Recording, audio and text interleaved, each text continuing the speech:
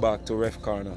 Here we have an interesting interview with none other than Mr. Steffon Dewar. We're going to delve into his career path as a footballer and a referee. Mr. Dewar, could you... Steffon Dewar here. FIFA referee. So I started out playing the sport as most of us did. And so the passion for the sport came at an early age. What refereeing provides though is the opportunity to continue the sport and to take yourself within the sport to the highest levels of the sport. Because sometimes as a player you may not get to certain levels. All the players can't get there. And so at some point maybe you can think of a transition. Take that fitness that you used to play, that knowledge that you get from playing the game, and bring it towards officiating in the game. And who knows, sky's the limit where that is concerned. How good were you in your early age playing football? I don't know. I think I played well in my community. I'm to this day regarded as a good player, but it didn't translate that much when we came down into the city, you know. So a community big baller. So I played in high school up to the under 16 levels. I didn't play in money. So in urban, I'm from rural Jamaica. We have under 14, under 16. So for our viewers and subscribers, it's Cold 16, sorry, and Pepsi under 14. Am I correct? Yes. So you played Pepsi and Coles. Yes. Oh, high school? Which high school was it? I went to Woolmers. Woolmers High School. Yes. And for those who don't know, I've said it on a different platform. Woolmers is the oldest, Woolmers boys, the oldest high school in the English-speaking Caribbean. That is it. Manning's being the second. That is it. Manning's being the second, just behind Woolmers boys. Hero circle. You know? Hero circle. All right. So what about your earlier ages before high school? Did you Yes, I played Premier League? Premier League, yes. I actually captained the school. Which primary school? At Mona Primary. Mona I Primary. played in real Mona, Mhm. 13s and U15s. Nice. So that is where most of the development came for the sport, you know. And also just the love for the sport. If you love the sport and every time you have a ball at your feet, then naturally you will develop as it relates to playing the game. Now this playing and this love for the game, every player thinks of himself as, you know, in the highest levels of the game. I think everybody who plays it would want to see himself playing at the highest level. Will all of us achieve that? I doubt it. Certainly not. All of us cannot achieve. So, at some point, if you're still fit, refereeing is an option, right? And many players transition to managing. Yes, so you have coaching you can go into. Refereeing is one thing that you can go into. And so, in watching a World Cup game in 2014, and they introduced the referees in the game, a light shone on referee to me. So I saw it as I saw it more than merely a person running through the middle of the field to ensure that my game goes well. So it became something outside of the players now. For me, I was watching the game, of course, the game I was about to watch would be about the players. I just got there a little bit early and the team of referees was being introduced, and then I realized, oh wow, these men are also at the World Cup. It's not just the players. They left their various homes, their Families, various countries, families, yes, everything. families, and are there basking in the middle of such a big event. And I was like, whoa, maybe that's something I could have done. And I went thereafter, seek it out, find it, love it. What was your initial introduction, or who introduced you? You say you seeked it out, as in you might have gone to Kasaf or asked somebody. Was there one person who said, yeah man, we train here and there, and who was that person? Margaret Sutherland. Margaret Sutherland. Margaret Sutherland reached out to me after I had asked a few questions around and somebody had maybe told her about it, and she called me Okay. and told me, you know, where you would go. She was chairman of the CASAFA referees group at the time. At the time. You know, and so there was a warm welcome, quite a warm family kind of welcome when I came on board at the CASAFA referees group. And that referees group is the basis of my initial referee development. There were FIFA referees in the group at the time, FIFA assistant referees, men of all caliber within CONCACAF. There was at the time Carl Tyrrell from Refs Corner, you guys may know him well. There was Keeble Williams, FIFA assistant referee at the time, Garnet Page, FIFA assistant referee at the time with big CV. Yeah? And so when those guys came and those guys spoke about their exploits and spoke about their experiences, you know, and tell you where football took the ordinary Jamaica, games that we sit in our homes and watched on TV. Maybe we didn't see our Jamaicans, but People they were meet. there. They were among the elite. Yeah, Yes? right. These games that you can't believe that a Jamaican who is now in your midst, he was there. He was at that tournament. Yes? You know? And was in and amongst the best at that tournament as well. And so those things were rather encouraging. They told you that it can happen. It's not just for the European, it's not just for the American. They told you that it is for the Jamaican as well to achieve that world-class level status as a referee. And so many persons don't see the referee in that light. Most persons who watch football, even locally, Right. sees the referees as somebody to hurl Abuse is verbal abuse. that. Right. Yes? It's like a normal man. Yes, it's normal just the girl, person boy. who make them team don't win. True. Right? Thief. Yes, and the referee them now go nowhere. And I referee them all about the football and many would be surprised. Yeah, trust me. Many of them would be surprised if Trust they me. sat and spoke with a referee Trust me. and hear his journey and hear his story. Hear the levels of football that he has been, the levels of football that he has officiated in, you know, the places that football has taken him. Most of our players here, who the fans come out to see, may not see some of those levels that the referees here have seen and that referees here will see, because it's a continuous process. And so it is there, I believe, for every referee who really puts the work in, I think he can achieve it. So true. So true. And this is one of the main reasons why I developed this platform and this page, to highlight referees in a positive light, to show people that whether or not you believe it, referees in CONCACAF, in Jamaica, FIFA referees, they earn more than the average degree person in Jamaica. I can tell you that.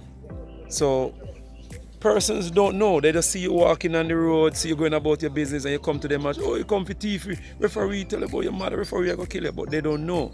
They don't know that you have been to so many countries, meeting so many high-profile footballers.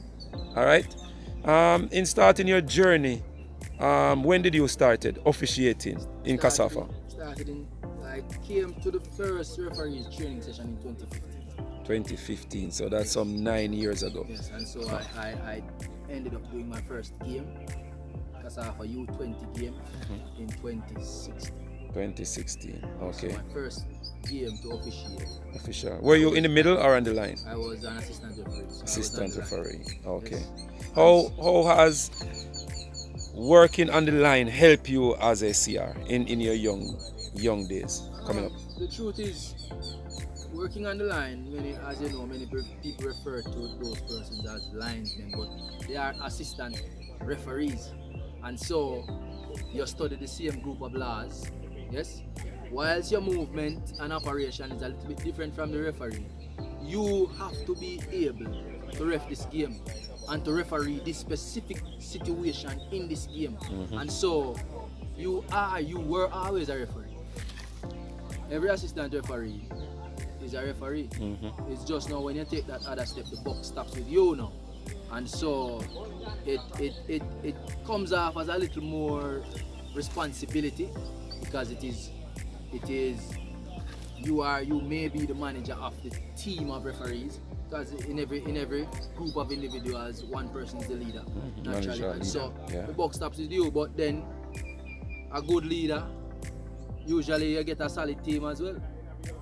So it coming off the line, you were always a referee, so it's just about now getting the operations of a referee together, movement of a referee, using your whistle instead of your flag. You are now more in the spotlight than the assistant referee, because every decision you make, you end up making more decisions. Yes, and so you get a little more of the attention, but it is a big team effort. It is a big team effort, and what many persons don't know is that many decisions are made. A lot of the decisions are made. Most, if I may say, of the decisions are made between the members of the team. There's information given on a lot of calls, and a lot of cautions, and a lot of incidents by the ARs or by the fourth official. Yes, true. Because we take information from everybody. That's why we are positioned the way we are. True. So that most time the AR has this different angular view than the referee. And so it's not just a line call. It's not just a line call for the AR. Yes? Right, it is he has a different angle of a challenge than the referee has. Right? And so he has different information sometimes to give, and it helps in the management of each situation that occurs. Right, very good. How long did it take you, having been a member of the CASAFA group? I know there are natural progressions. So when you join, you slowly move through the ranks, you get called to the Premier League panel, and then start to look on you to go overseas and stuff like that. How long did it take you to move from a normal referee in CASAFA to joining the Premier League panel and then to be appointed a FIFA referee? I officiated my first game in 2016, as I said, and by late 2016, the schoolboy football had come into play, and so in that same year of schoolboy football, I was given a few second round appointments, right? As an AR or a CR? As a central referee. As a CR. I didn't spend. I maybe spent about 3 months as an AR. Okay. And so the transition happened, and so I went into schoolboy football, which is very big here in Jamaica. Yeah. It is when you start doing these games, that's a level you have moved up, right? And so I started doing schoolboy football that year, first round games, and a few second round appointments, and that is when you get a little more bigger eyes. TV games. Yeah, TV games. Bigger eyes now start seeing. Games. Yes, right? yes. So you are now seeing outside of your group, outside of your parish group. Yes, and so that accounted for the following year, early 2017, I was invited to not to join the panel referees officially, but invited to a few training sessions. Right. Usually when that happens, you know that the next step. Yes, next you know stage. that you're in line. You're moving. You're in line. Yes, you're moving. And then in 2018, if my memory serves me right, was my first MA Clips, okay. Which is now, you are now a member of the panel. Of the panel, right. When you are invited to the course that FIFA has every year for the national referees of each country. So each country has one of those. When you are invited there is when you know that you are now officially a national referee. Part of the big boys. You're now rolling with the big boys. So you're now with the FIFA guys. And that's a different kind of learning altogether. So it's not grassroots anymore. Right. And now you're fine-tuning your refereeing skills or your AR skills. It's fine-tuning it, because your next step is where? International. That's the hope. Yep. That's the goal. That's the dream. So your next step is that. So at this level, is now bigger, more experienced persons are now teaching you, and now it's no longer elementary stuff. Yeah, high school moving on to tertiary education, and it's just like that. So yeah, 2018 I was invited to my first MA course, and during that MA course I was given the opportunity to go to the Caribbean U14s, CFU U14s. Right. That I went to Cayman. So my first trip outside of Jamaica where refereeing was concerned Right. occurred during my first MA course. Okay. And so that was a blessing, right? That was a blessing. And then that's when you really start seeing that, oh, refereeing nice. Can do this. Refereeing nice, man. Yeah. Yeah. And so when these things happen, the abuse from the stands, you don't hear it. Yeah. You block them out. You You're don't ready for the hear them earplugs. Yes, Yeah. because yeah. now Yeah. eh, Start you to see the fruit of your labor. yes, and so him in the stands don't know what I'm talking about. Yeah. You didn't know him don't know what I'm talking Right, about. right. But But it no. makes more sense now. Yeah. No matter how loud he is, Yeah. you just can't hear it. Yeah. Block him out. Yeah, you can't hear it because he's not going to stop your progression. You are now seeing far outside of what he has to say. Upward movement. Yeah. So for persons who don't know, the MA course, it stands for Member Association. So what normally happens before the start of each big league, like here in Jamaica we have the JPL. So normally in and around September, October, thereabout, we have what is called MA course. So we have like FIFA instructors, CONCACAF instructors, they come down, they have FIFA materials, and they bring the referees through classroom sessions on the field, show them drills, how to officiate, look at videos, and so forth. And when they see you in that kind of a setting, they assess you, and they're looking at you for the future. So they may have under 14 tournament lined up in the future, under 15 tournament lined up in the future, and they pick from this group to go there. When you go there and you impress, then FIFA is the next step. Maybe this next year or 2 years down the line. So Steffon has progressed smoothly and very swift, I must say. Back in my days, it takes you maybe 3 or 4 MA course to see a international trip, much less a white badge, All right, take it back now locally. Tell us how officiating in the Premier League compared to Super League here in Kasafa and schoolboy football. I have my biases, and for me, give me 2 schoolboy football team any day. I would take it over JPL final, and I have my reasons for that. But comparing the 3, how do you rank them and how do you officiate them? Well, it depends on the level of the Premier League game. But in Jamaica, there's no doubt that a schoolboy football final is easily one of the biggest games in the country. Easily. And so you have the parish level with the parish finals at this lowest level. And I think now though, Tyrell, the Premier League is making strides again. Agree. Is making strides again to return to the Premier, as the term suggests. The top in Jamaica. Yeah, I think they're making strides to return to that level.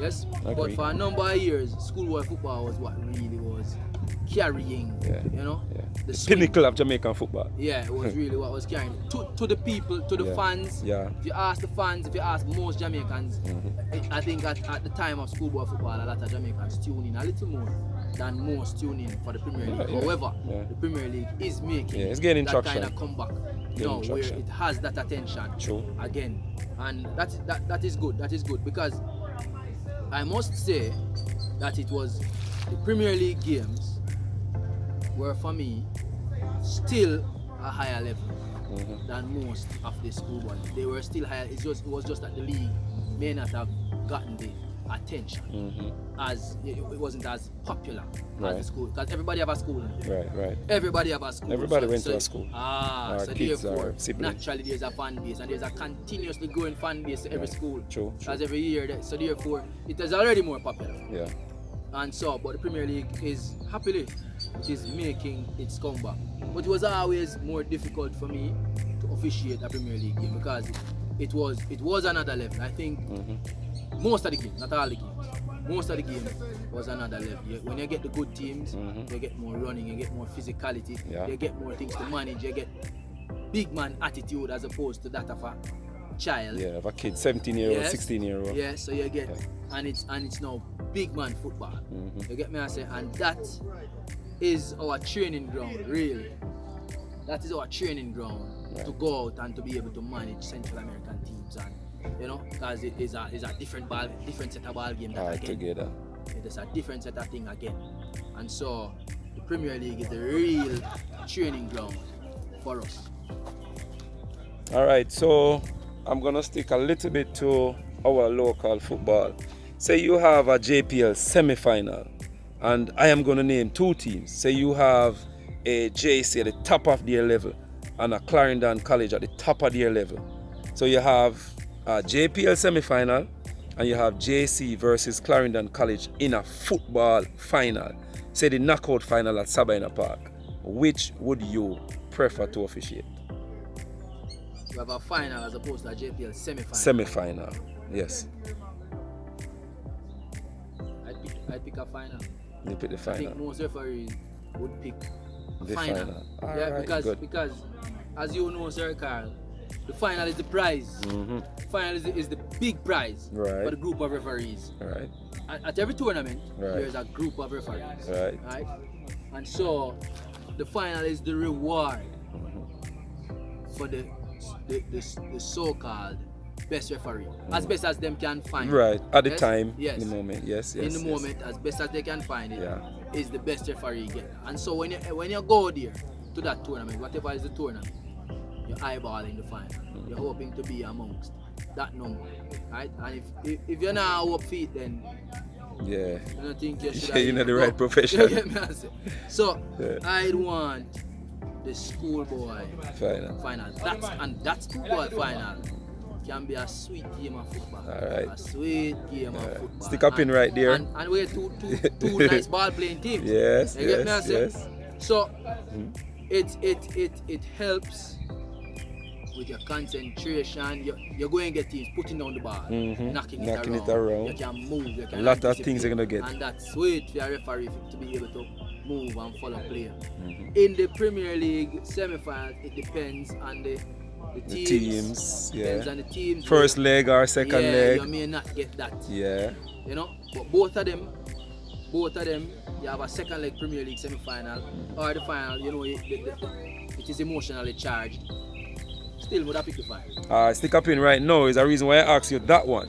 So, same two teams in schoolboy football, but we're referring the JPL final now. So, two games, the JPL final. So, you have a Mount Pleasant versus a Arnett, and then you have the CM2 schoolboy football playing team, JC versus a Clarendon College. It's the reason why I asked it the way before. Yeah. So, No. finals now. No. Last game for both. Steffon Dewar. Yeah. Steffon Dewar, regardless of what both levels of competition represents. You know if the Premier League final yet? Yeah. No man, so you haven't ref any of them yet. You know if none yet? All Yeah, right. Alright. Which one would you choose? Alright. I mean, this is not your last year, it's not your last year in yeah. refereeing. Yeah. Many years to come. But I'm CM putting you on the teams. spot right now. CM Just teams. giving you 4 teams. Which one would you prefer to CM ref? teams. Yes. I know for my personal and my enjoyment and enjoying the game, which I would prefer. Yeah. But I'm asking you now, which would you prefer? If we have Mount Pleasant and Gardens, we take the Premier League. You take the Premier League final. Okay. Depends on the team in the Premier League finals. Okay. But I take those two teams. No, we attack. These are maybe the two teams with the most fans in the country, I suppose. Yes. It can be a Euphoria, big game of everything. football. Everything. You get me, I say? Yep. And I think it could live up to it. Yeah. So I take the Premier League final in that Okay. situation. Great. Like your answer. All right, so in progressing overseas now, how has the JPL helped you to officiate in the Caribbean and the CONCACAF? 'Cause I know you have done quite a lot of games. I know the football culture is different outside. Playing, surface, everything is different. How has the JPL helped you in officiating in CONCACAF? First thing first, the level of training that we get at the Premier League level here in Jamaica is second to none in the CONCACAF region. Yes, and so we are prepared by FIFA referee instructors. Yes, by senior CONCACAF referee instructors. True. And so you're already getting that kind of teaching. Now it's about game management now when you go out onto the pitch in the Premier League. It's about managing each and every little situation that prepares you overall for that kind of management overseas. And so the Premier League is the closest thing to the level of football that may be played overseas. And so no doubt, when you start to master, managing our games, I mean, master is a strong word, yes, but when you start to cope with the management of our games here, then it naturally makes managing a game overseas easier. Not that it will make it easy. Easier. Yes? Yeah, but it kind of brings easier. it when you have experience in the big stage, then you're ready for the challenge. You're much more ready for the challenge that is presented overseas. Yes, it may not be the same because when you get two Central American teams, you have to dot every I and cross every T. Obviously, everything. And cover every blade of grass and manage every single set of circumstances for the best possible outcome. And even then, it might not still be good enough. You follow me? I say so. The Premier League, it grows your personality as a referee, yeah. So it put fertilizer on you, the individual, because there are the laws of the game and there are the teachings from your instructors, yes. But when you go out there now to referee, it's you, the person, Steffon Dewar, who must manage this interpersonal relationship that going to take place on this field today. Every interaction between two individuals, right, you will be there to manage that specific situation. And so Steffon Dewar must be present, not just some referee. So you have to bring your human side. Yeah? True. You have to bring your personality. Yes?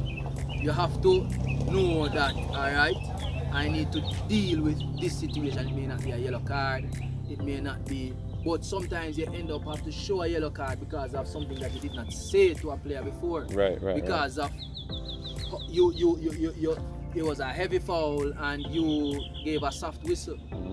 These very small things are Small things that details. you learn now Yeah. to keep. You use those things to keep the game contained, to keep the game in the palm of your hand, so to speak. Stay above the level of the game. And one thing leads to another thing in games. So you have to is a term I always use. You have to have your fire extinguisher. You have to sense the fire. Even before it starts, you must smell it.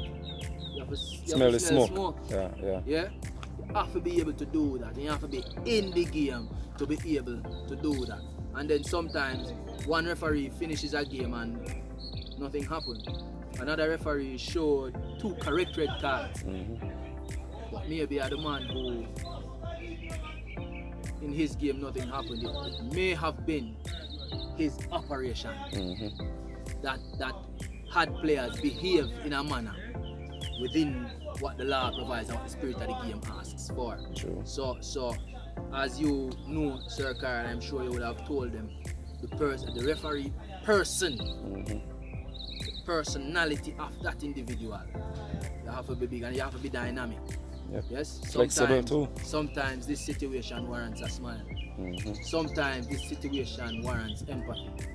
sometimes this situation warrants the strict laying down of the laws of football. No smiling, no nothing else. Colina type. Yes. So sometimes it's a piercing Colina steer that manages a situation. True. Sometimes it's helping a player up. Yes. Sometimes it's a soft word to a coach. Sometimes it's a red card to a coach. So is what dynamic personality suits what. Yeah. And it's a big process getting to that place, and I don't think anyone ever perfects it while he's officiating. Right. Yes? True. Nobody ever, because you can't feel all the variables moving at all times. Yeah. But that should be the aim. Your aim should be to feel everything happening, even that which you can't see at the moment. Right. You have to see it happen. You have to feel the energy coming off the bench and onto the game. You have to feel the game change when the score change. And you have to be ready for the lifting play. You have to be ready because time wasting going to start now. And you have to be ahead of these things. They can't surprise you. Keep changing. If they surprise you, you have a problem. If anything creeps upon you in a game, you have a problem. True. As it relates to preparation for games, I remember going to Honduras 2015 to do a tournament, and our instructor then, Alan Brown, told us something. I never forget it to this day. He said your training has to be harder than your match. Any day your match is harder than your training, something is wrong. In preparation for matches, both at the Premier League level and overseas, how is your preparation tailored for the specific match? In terms of preparation, naturally, there's a continuous program where you, the referee, have to seek to maintain your level of fitness. Yes? You have to maintain your level. There's no question about it. Right? The bigger the game, the more it will demand of you physically. There is the preparation for an international game where maybe your AR speaks Spanish. Yes? Maybe your AR, maybe your fourth official speaks Spanish. Yeah, these things happen when you go to tournaments. And so your preparation comes down to even language. Right? It comes down to that. You the referee. And you the referee. And your research, everything. Yes. So therefore we're talking about you want to find out what exactly these teams are usually about. You want to find out who are their players. Yes. You want to find out the levels that their players play at. Yes. Because you go to a Nations League C game, and it's different from a League A. Right? Because the levels that the players are North American professionals or even European professionals will be playing in the League A and even in the League B. Right. Yes? Maybe don't leave it to League C. Yes, but you must understand, you must know the level that you're going out there to officiate, and so therefore you might be, it alters how you seek to manage the game. Yes? Professionals don't want to hear you do too much talking to in them ears. So it's play a ball. League C game, you can tell them, say, hey, none of that, this. Culture, that. Yeah. Professional in League A, you don't want to hear you give instruction. Ball and come for roll. Yeah, I come for roll ball and me listen to my coach. I'm a coach. Yeah. So true. And so all of these things are things you have to arm yourself with to go into the game. And as you said earlier, if you train hard, then the fight easier. Yes? So if you prepare better, yes, naturally, you're eliminating errors by virtue of your preparation. Measure twice and cut once. True. Alright, so in summing up, I have two questions I always ask my referees. Tell me one moment in your referee career that you're like, shit, I sleep for days. Something went wrong. I didn't make this call, and Jan was tired. I could have take back this call. So I want one low moment and the highest moment. Referee career. So there will always be low moments, as you know. Yes. And our victories as referees are the correct call. Those are our victories. Nobody really sees our victories except us. Yes, but there are calls that keep you up at night. Calls that when you turn in your bed in the night, just just to fix your sleeping position or posture. And you wake up for a split second, and guess what you say? That wrong penalty that you caught. Yes? And so, I had a game in it was a Confed final, and it was a nightmare of a game down in St. Elizabeth. Yes, it was a game that made me really wonder if this is the Right journey choice I you want made. to take on. Yeah. Yes, it was between Dungeon and St. Des, and it was a debacle of a game. It was a much younger referee. Yeah. Much prepared and Yeah. but it was a game where you had to sink or swim. Yeah. It was pouring rain, so the swimming even coming even more. Yeah. And so with the fans, and there was maybe a situation where I think I could have shown a player a second yellow card. Mm-hmm. I did not, and it caused a confrontation at the crowd that involved. Everything, turmoil. Yes. So that game was the game when you're there after the game and the overall set of circumstances we have prevailed right now, make us say no, so I wonder if I have a drive from down in a St. Elizabeth after 11 to go your yard through rain after you're cool, however, staying at the middle of the field, Yeah. Because the fans them over there so waiting on us to get to the Yeah. You know what I mean? So that was a low moment. Low moment for your career. Yeah, it was a low moment. It was a one that caused it to really wonder if this is where you want. But when you get through that, it is one that builds character naturally. And so, where high points are concerned, If you could pick one high game and say, yeah man, I think I ace this game and I really feel good. I represent myself, my family, and my country well. Or even locally. I think the Champions Cup final last season, right? It called into play.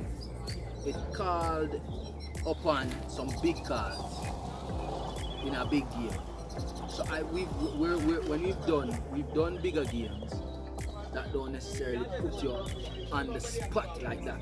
Yes, and so it was a game that had very marginal big cards, and so when you finish a game with marginal big cards, and a game that the entire country is looking at. The world. It was a World Wide Web. It was being televised. Yes, and when you finish a game like that with big cards, and the cards stand up to every scrutiny. Yeah. They give thanks moments like those. Yes. Overseas, when you get over there and your call in the scrutiny comes down on your call. Yes. And it stands up to the scrutiny.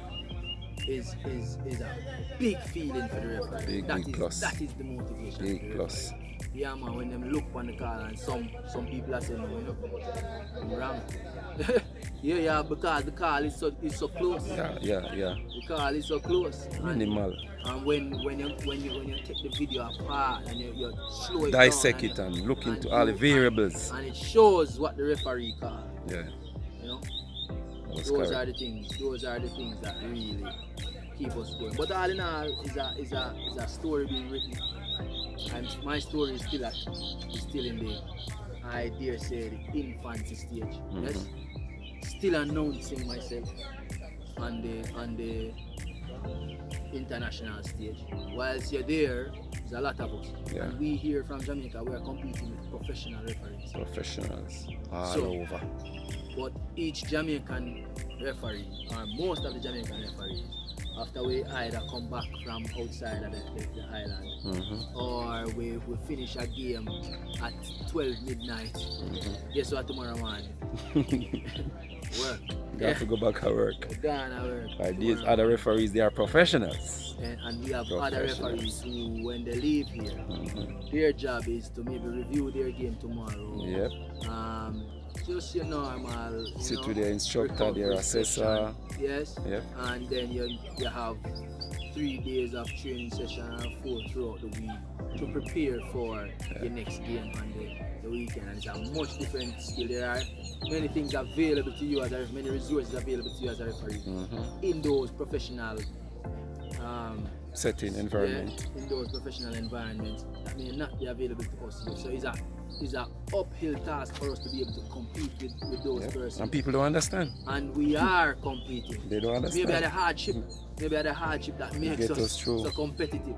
But we are competing with Mexican officials. And El Salvador, Honduras, you name it. American officials. US, Canada. Our Jamaicans are out there. Yes, man. Toe to toe. You name it. With those individuals. And it's a good feeling to be able to carry out that and know what each of us have to do when we come back home. Certainly, our instructors, and they do their best to prepare us. Yeah, that's true. No doubt. They do their best to prepare us. Yes, but it's within a constrained set of circumstances. Yes, a lot of refereeing is personal. A lot of it you have to do by yourself. Yes, it's a lot of early morning running. Yes, it's a lot of late night, a little bit of training session, a little bit of poor work because you don't have the time to get around. Yeah, and so sometimes those are the real joys for us in terms of to be able to compete with those persons.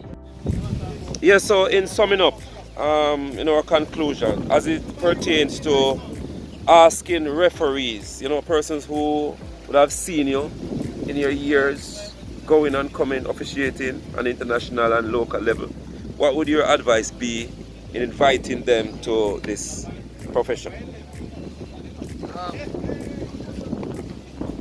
Very nice,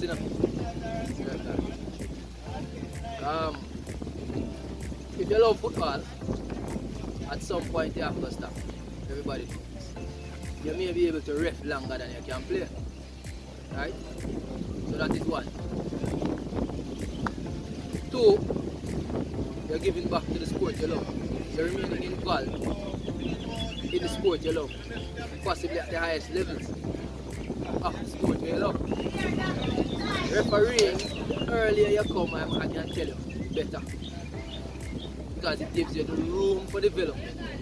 So you can develop and gives you time to get to the highest level. And when you get to the highest level in officiating, this is actually a little cheat code in a life, if you ask me. Yes? Is a way to earn what many persons wouldn't understand about officiating. Yes? Many persons don't look to become a referee. So that is what the field is not as saturated, is one. And two is a means by which you can earn some US dollars, if you ask me. Right? You get to the highest levels, you shut your stuff, you get appointed, and believe you me, refereeing can make a difference in your life. Can make a big difference in your life. And besides whatever one may be able to earn, yes, you go out in the Caribbean and the Americas and Europe and wherever, and you experience other people, you experience other cultures, right? I can recall sitting in St. Vincent eating blackfish on the seaside, yes? And this was on one of my international team appointments. And I enjoy these things very much. I don't compare the countries or the places I go. I just explore each place and see what that place has. Yeah? And so you see a lot of places, you see a lot of people. You know what I mean? All these travels are free. Sleeping at some nice hotels, yeah? So this is one thing that many persons wouldn't know about refereeing. What they wouldn't know is when they see you on the field and they have the perception that they made a bad call or you made a call against them. That is the part of refereeing that most people know. But inside of refereeing, it's nice. It's nice to be on the inside looking out. And this is what keeps us going. You wonder how a referee keeps on going after all the abuse. Yes? Love for the game and what refereeing has done for his life is possibly what keeps him going. Come give it a try. Come give it a try. Alright, so I want to thank you, Mr. Steffon Dewar, for sharing your story and yet another series, Tell Your Story and Ref Corner. Alright, and all the best in your future endeavors. Alright, peace out. Bless up, Sir Clark. Bless up.